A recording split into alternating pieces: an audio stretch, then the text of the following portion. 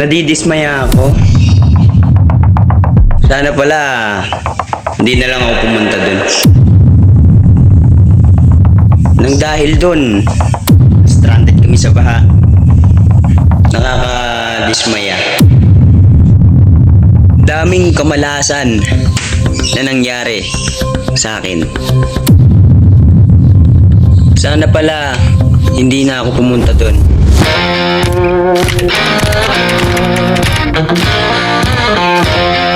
So ayun po ano, what's up sa inyo mga par? Today. So ngayong araw na to ay nandito tayo sa Bulacan. Anong ginagawa ko dito? Hindi ko alam. Noong nakaraan ay gumawa ako ng video na pinamagatang Salud, na kung saan nga sinabi ko na hindi ako magiging masaya. Feeling ko di ako mag-i-enjoy dun. Pero ayun ang pinakamasayang bagay na nangyari sa buhay ko. Pero ba't ko sinasabi ngayon na nadidismaya ako? Para maintindihan nyo, bumalik muna tayo sa kung ano ang nangyari kaninang umaga. Yung steak mo, dala mo? Nandun yun sa lamesa eh. Gumising lang naman kami ng napakaaga para maggala. Di naman ako nagre-reklamo kasi yun naman talaga yung pinunta ko doon, maggala. Tsaka para makapag-relax. Bibigyan ko na lang kayo ng malupitang mont.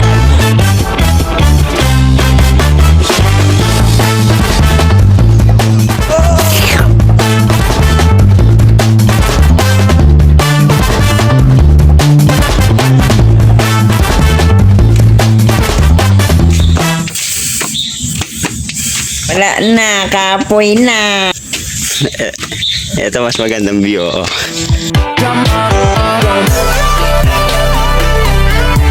Pogi.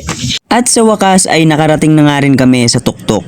At sa pag-akyat ko sa bundok na ito, may narealize ako. Yung bundok na to ay nire-represent yung buhay nating mga tao. Na bago natin ma-appreciate yung view sa taas, kailangan muna nating paghirapan. Kailangan nating maglakad ng napakahaba, kahit gaano katarik. At hindi natin nalintana yung pagod. Ganon sa buhay. In order for us to reach our goal, kailangan muna nating madapa. Kailangan nating paghirapan yung mga bagay-bagay. Nang sa ganon, pag nasa taas na tayo, ay ma-appreciate natin ng sobra yung mga bagay na pinaghirapan natin. Nakikita mo yung buong Manila. Saan? Dito. Dito, pag ano, pag walang pag. May pag yung aso. Gagawin mo sa sword. Saksak mo sa puwet mo.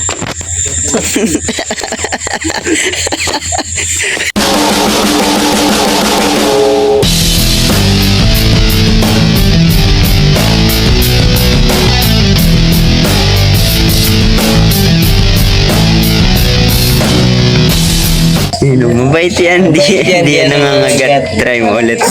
Ano ba yun? Ayun, hindi na. Gagi sayang. Ano yan, bayabas? Ito nyo to? Oh. Itlog ko pa daw. Bayabas daw, sabi niya. Bayabas. Bayabas ka na yan. Galubos. Kasama mo po, pogi. At lumila pa. May rashes. May rashes sa bibig ko.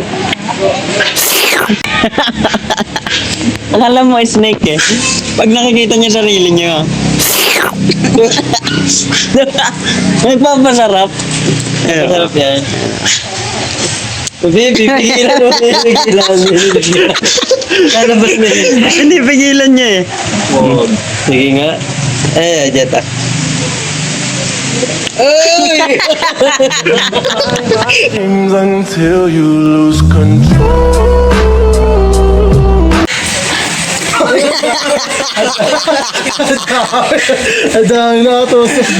At kung akala nyo ay natatapos na ang lahat, nagkakamali ka dahil nagsisimula pa lang.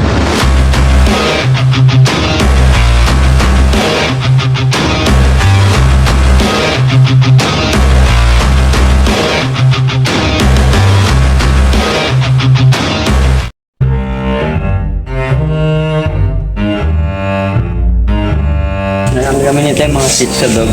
Marami akong asong ganyan pare. Mga Shih Tzu dog. Mabait yan, hindi nangangagat. So, ito na yung pinaka-boring na part. Pero wag ka mag-alala kasi malapit na tayo mapunta sa pinaka-exciting part nitong video. Sa sobrang pagka-bored nga ay nilibot ko yung lupain na yan.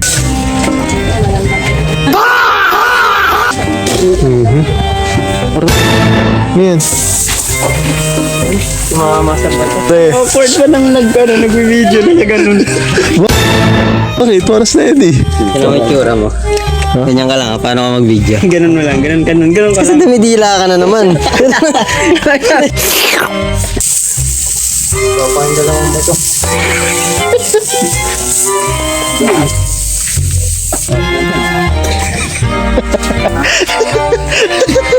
Bato nga. Sobrang liit.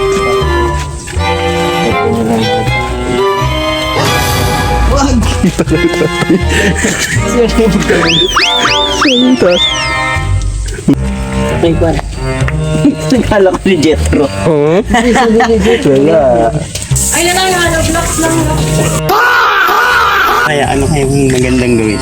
Ito ang prutas. Dati natawag ilang payapa. Turo mo. Pakita mo wala.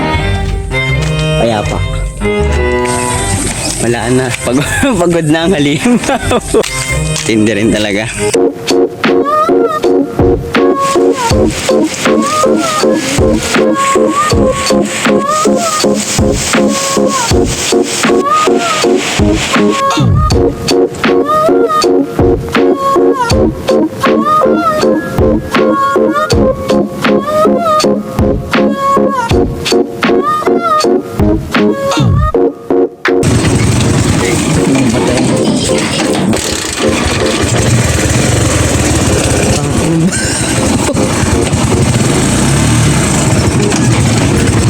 Hey, no way! Clutch! Naklayo ng clutch! Dito, Jay. Ikot ka dito. Diyan na lang. Hoy! Bye! Have a great time! Bro, this is your sign para manirahan sa probinsya. Gagi pala, may ano ka pala dito. May... Kasama siya mapadpad ng mga babae talaga ako. Bangis talaga niya ito. Halimaw.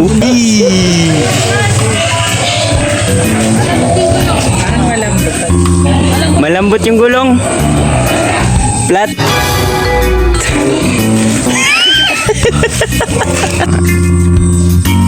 Cute eh, oh.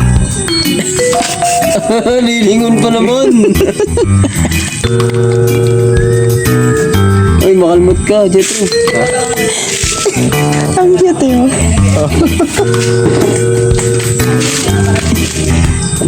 Gagi parang... Gagi yung mas cute yun, no? Jet? Gago same color, oh. Wait. Ano? Cute, oh. Titignan niyo kung nakatutok sa kanya. Mabilis kasi ang pang Tamang hinahali rin eh. Mabilis kasi ang harapan ng camera dito eh. Cute yarn. Ito ka. So ayun po ano, what's up sa inyo mga pan? Paano pag ano? Anong panot mo ba? Pag ganito yung panot mo. Di ba meron kasing budget tapos merong panot na dito agad. Mga Jetro. Taas nun, pagod Pag mo ganun. ginamos yun eh. Dito. Pero anong ginagawa mo? Nagsa-shampoo.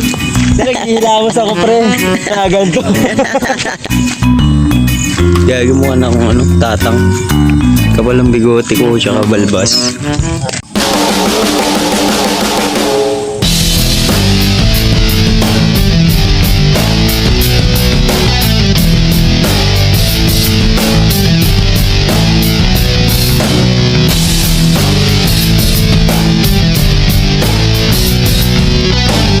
Ano, handa ka na ba?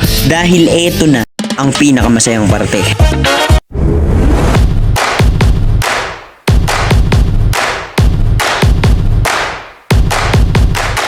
Parang may mali kasi. Mali kasi dito eh. Mali. Kakatay mo dito. Kakatay mo dito.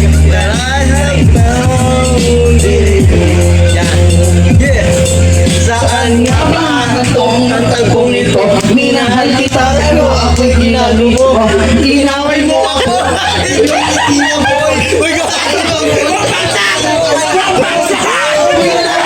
So sobrang chaotic ng video na to and explain ko kung anong nangyari. So kumakanta dyan si Kuya Ray and yung lyrics niya is tumatalon. Like pang ilang ulit na yan. So yun lang. Oop, teka lang. Alala nyo yung sinabi ko nung intro. Ito na yung biggest plot twist. Plot twist! Pero bago yun, balikan muna natin yung sinabi ko nung intro. Nadidismaya ako. Sana pala hindi na lang ako pumunta dun. Nang dahil dun, stranded kami sa baha. Nakakadismaya. Daming kamalasan na nangyari sa akin. Sana pala hindi na ako pumunta dun nang late. Dapat pala mas inagaan ko yung desisyon. Dapat sinabi ko nung pagkaaya sa akin, tara ngayon na. Nung gabi mismo, lumarga agad ako. Eh di sana mas mahaba-haba yung oras ko para makapag-enjoy at makapagpahinga. Pero dahil sa makitid kong utak, wala na. Wala na. Hindi na maulit yung mga ganong pagkakataon. Kaya sinasabi ko sa imuha na kapag binigyan ka ng pagkakataon magpahinga o magbakasyon, gawin mo agad. Umuo ka kaagad, lalo na pag libre.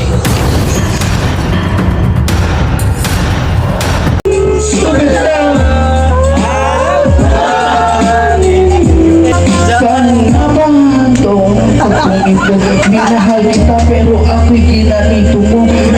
Sa lang tayong bago para ka-recover. Tumama na si Kuya Ray. Ako'y nananagoy, puso ay nabiyan. Wasak ang puso nila siba. Inaamin ko noon na minahal na kita pero ngayon di mapawi na. Yataps ata si pare. So yun, update kay Kuya Ray. Binawi niya kasi yung pagmamahal niya. Inaamin ko noon na minahal nga kita pero ngayon binabawi ko na. Stupid!